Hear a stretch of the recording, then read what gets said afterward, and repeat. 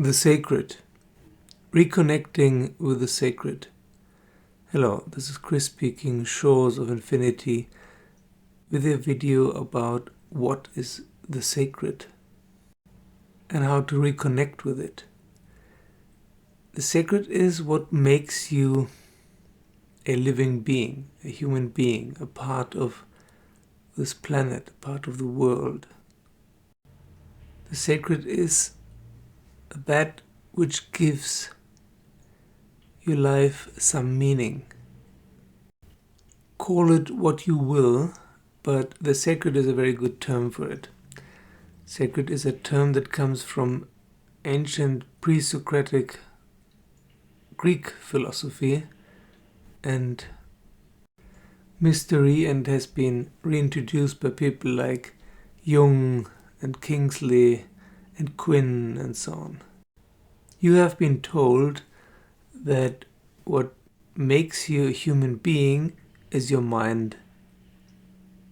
What makes human beings different from animals and all other beings and things is the ability to think logically and rationally. This is not completely wrong, but it's definitely not completely right.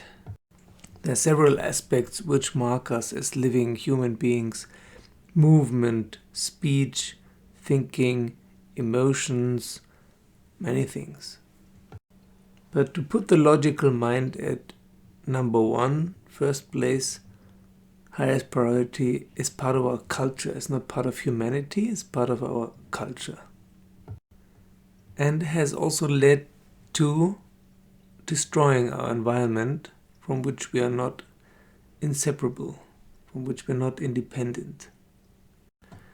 And it has also led to judging everything that cannot be understood by this logical mind as superstition, naivety, primitiveness, something like that.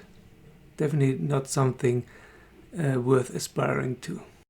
But where has this materialism led to? The search for always new things, better things, faster things, bigger things, technology, wealth with millionaires and billionaires and trillionaires. It has led to alienation, confusion, and deep, deep unhappiness, and feeling lost and forlorn. And looking for something, not realizing that this something cannot be found through technology and materialism. The Greeks called this something eudaimonia, happiness. And this is what most people think they're looking for, happiness. But it's much more than happiness, it's meaning. And this meaning that also causes happiness is called the sacred.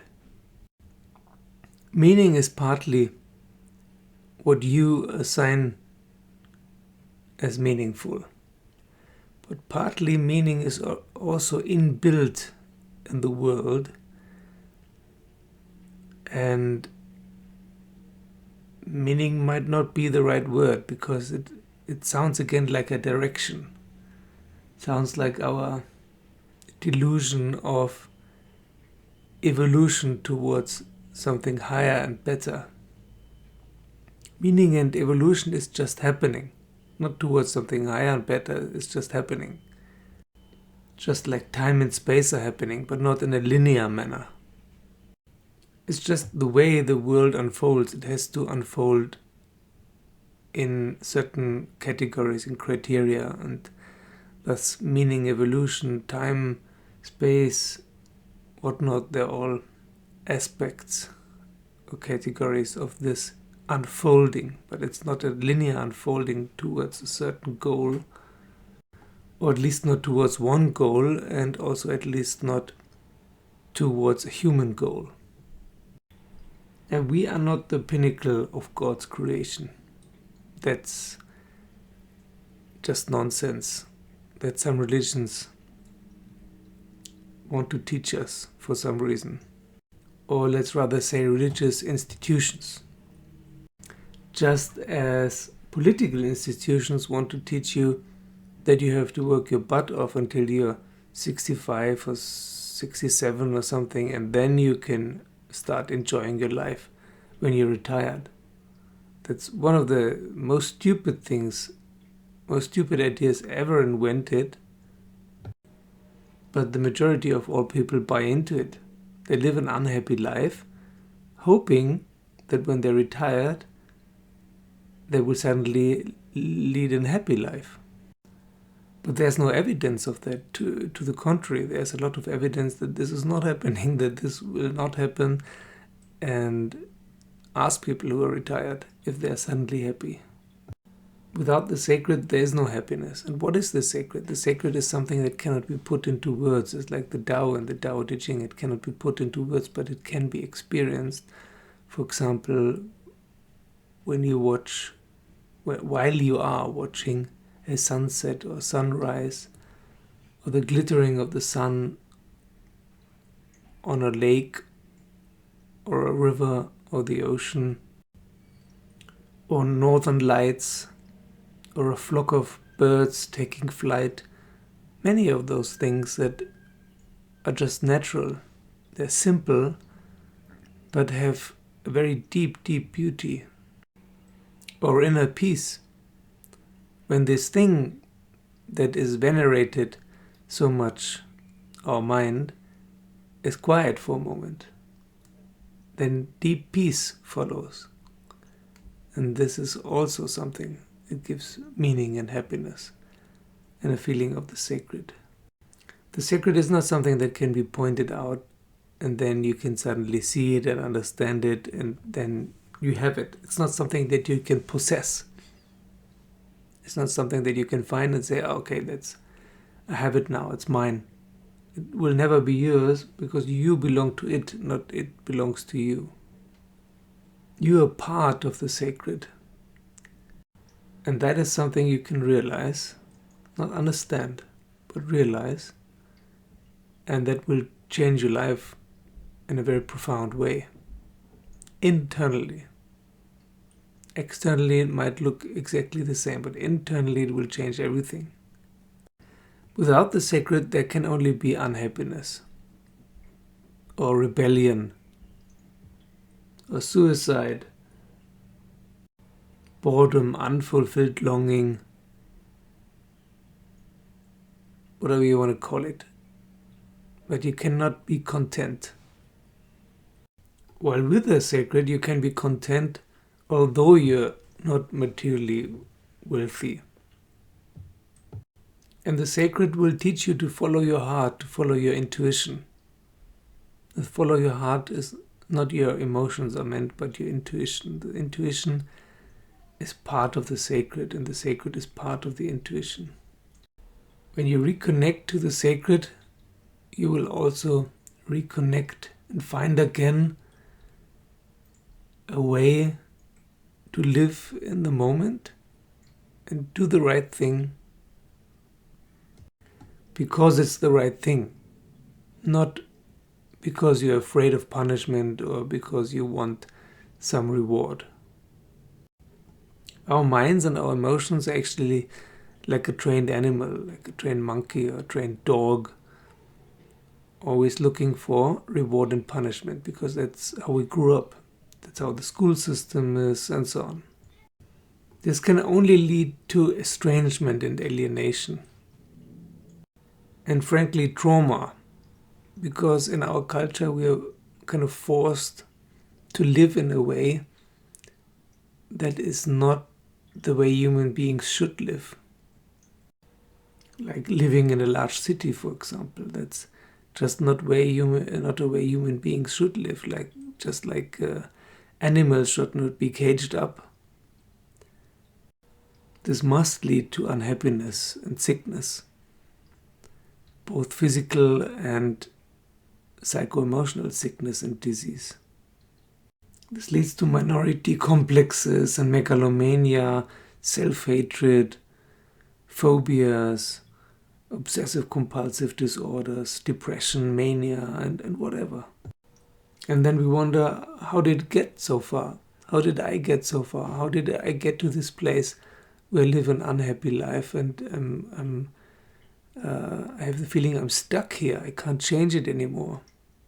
I'm entangled in all these responsibilities like paying taxes and insurance and rent and this and that. You got here by following the society's rules and belief systems and propaganda, and they're all not how human beings are supposed to live. You're supposed to stay connected to the sacred. Okay, you have lost the connection already somewhere in your childhood, and now it's time to reconnect. And why don't you reconnect? Not because you don't know how. Of course you know how. That's inbuilt. Everyone knows how. But there's a fear.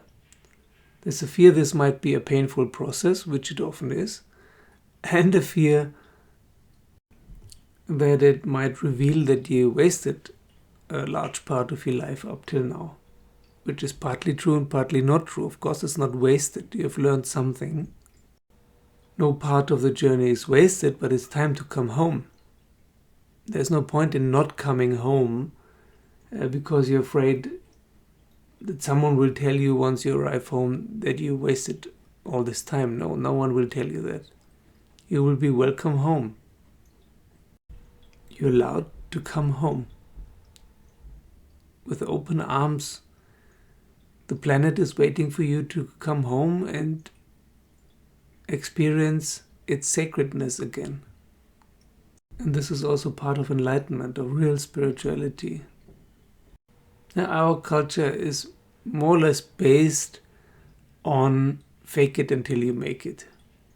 And even if it doesn't work, people just go on and pretend, like our financial system. It doesn't work, but we go on and pretend that nothing happened and that it's not totally bankrupt already.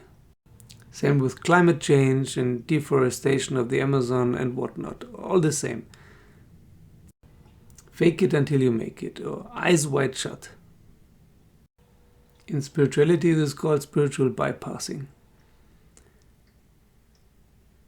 But if you connect to the sacred, this will give you all the meaning and power and clarity and contentment you need to find your own way.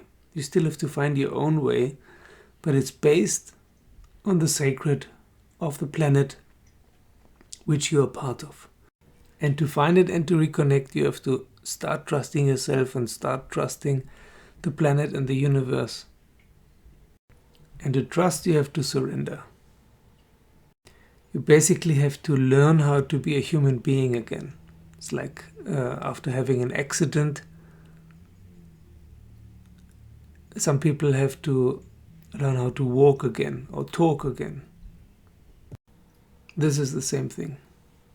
You have to learn how to be a human being again, and the sacred will teach you. And the sacred is all around you all the time, but it's much easier to see and to experience in nature, in a part of nature that has not been destroyed already by human folly. It's much more difficult in the city. It's also possible there, but it's more difficult. Also, distraction is not a very helpful thing. If you realize that you're addicted to your cell phone, that you have to look into your cell phone, check for messages and stuff every few minutes, this might also be something you have to work at. It's very difficult to find the sacred in your cell phone. Even in this talk here, this is only a sign, like a road sign, this way towards the sacred. But you still have to go there yourself. It's not enough to look at the sign. You have to do it. So thank you very much for liking and subscribing and joining me on Patreon. And thank you very much to all Patreons. Thank you for a thumbs up and hit the bell button and share the videos with your friends. And see you soon.